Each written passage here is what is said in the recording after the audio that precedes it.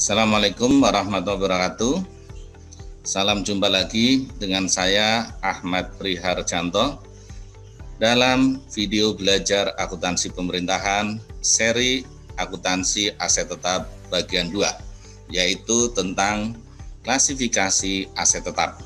Di bagian pertama kita sudah bahas mengenai dasar hukum akuntansi aset tetap, definisi dan karakteristik. Maka di bagian 2 ini kita akan bicara klasifikasi aset tetap.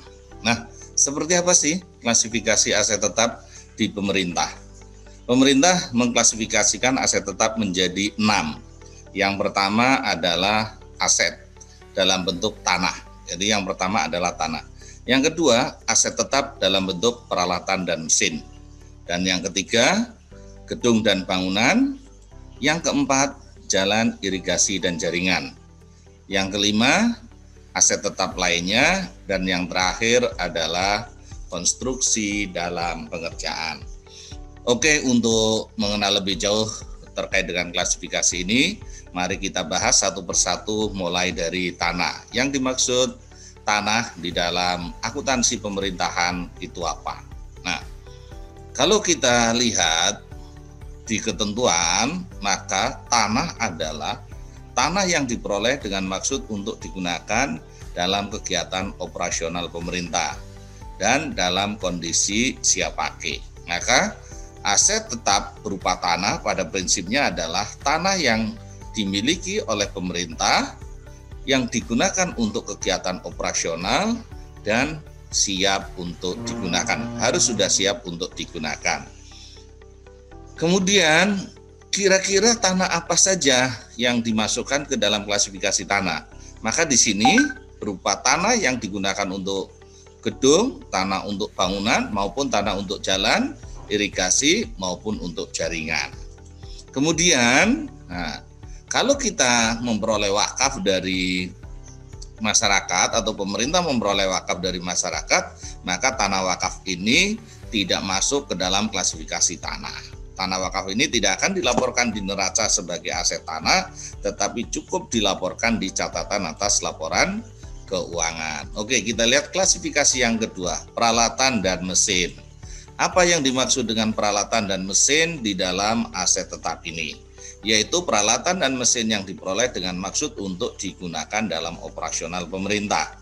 Dan otomatis juga harus sudah siap untuk digunakan. Nah, untuk peralatan dan mesin ini, dia juga harus memenuhi batas minimum kapitalisasi atau mempunyai nilai yang signifikan.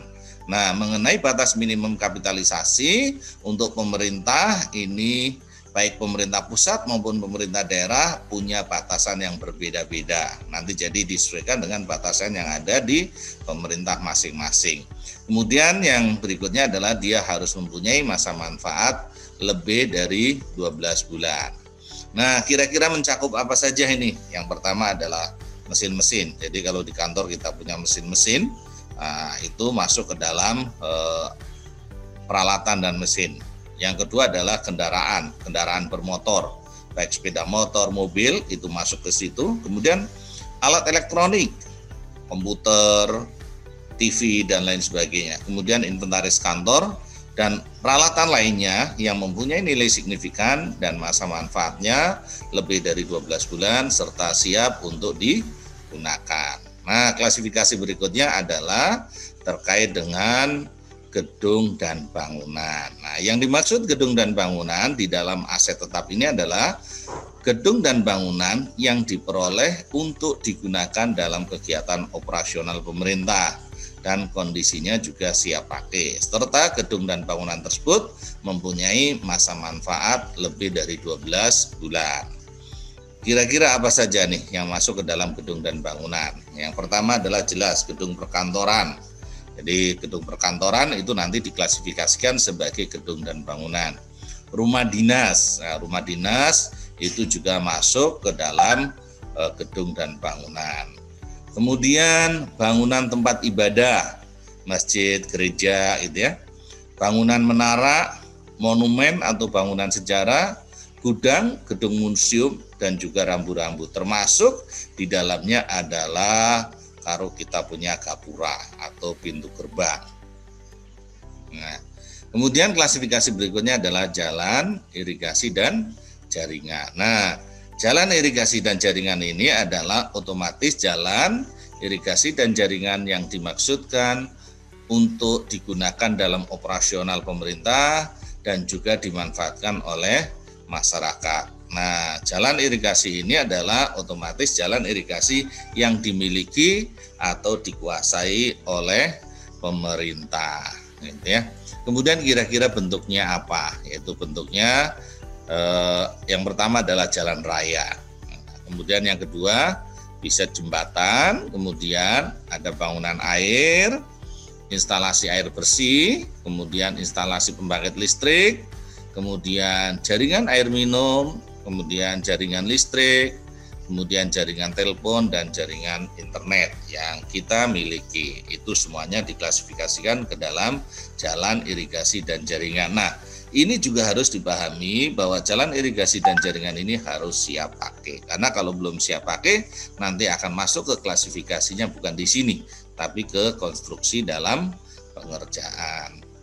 Oke, lanjut ke klasifikasi yang kelima, yaitu aset tetap lainnya. Nah, apa sih aset tetap lainnya? Maka kalau kita bicara aset tetap lainnya adalah aset tetap yang tidak masuk ke dalam klasifikasi yang sebelumnya, yaitu ada klasifikasi sebelumnya tanah, peralatan, mesin, gedung, dan bangunan, serta jalan irigasi dan jaringan.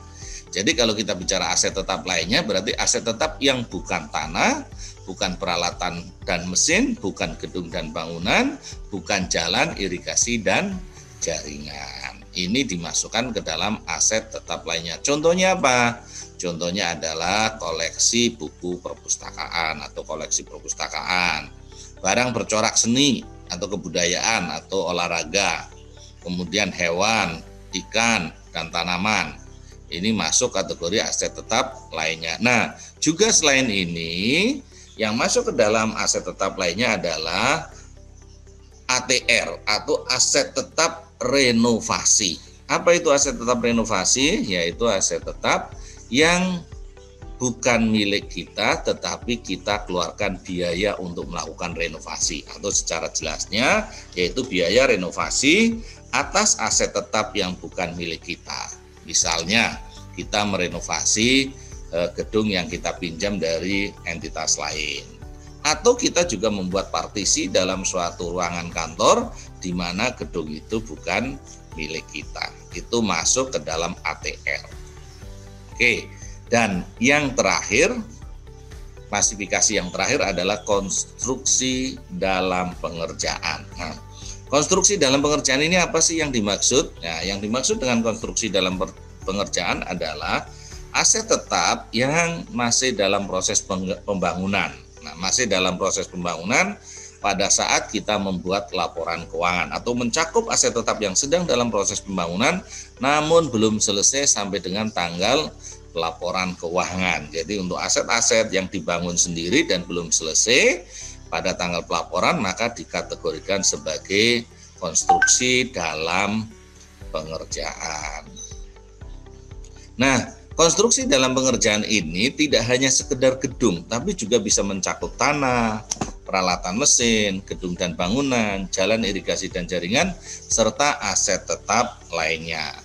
Yang proses perolehannya atau pembangunannya biasanya membutuhkan lebih dari satu periode, sehingga pada periode pelaporan aset tetap tersebut belum selesai. Nah, itu kira-kira klasifikasi dari aset tetap pemerintah. Ada 6 klasifikasi, kemudian kira-kira jenisnya seperti apa saja sudah saya sampaikan. Mudah-mudahan ini bermanfaat bagi kita semuanya. Terima kasih sudah menonton video saya bagian kedua ini, dan saya harap Anda akan lanjut di video ke bagian 3, yaitu perolehan, pengakuan, dan pengukuran aset tetap. Terima kasih, sampai jumpa di video bagian ketiga. Assalamualaikum warahmatullahi wabarakatuh.